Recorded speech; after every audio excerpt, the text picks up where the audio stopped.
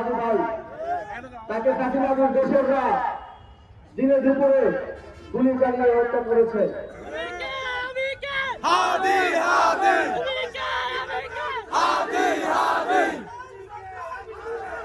আমরা খুনিরা যেখানেই পলাতক থাকুক না কেন, এই খুনের সাথে যত বড় শক্তি জড়িত থাকুক না কেন, আমরা নির্বাচিত হলে তাদেরকে 1 মাসের মধ্যে গ্রেফতার করে বিচারের আওতায় নিয়ে আসবো ইনশাআল্লাহ। এবং বাংলাদেশে যারা সরকার গঠন করবে তাদেরকে এটা কথা দিয়ে যেতে হবে যে তারা ওসমান হাদির হত্যার বিচার নিশ্চিত করবে।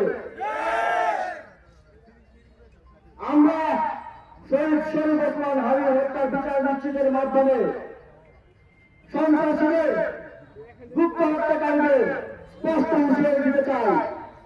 বাংলাদেশের জনগণের প্রতিনিধিদের, বাংলাদেশের আধিপত্যবাদ বিরোধী জনগণের প্রতিনিধিদের হত্যা করার পরিণতি কি হয়।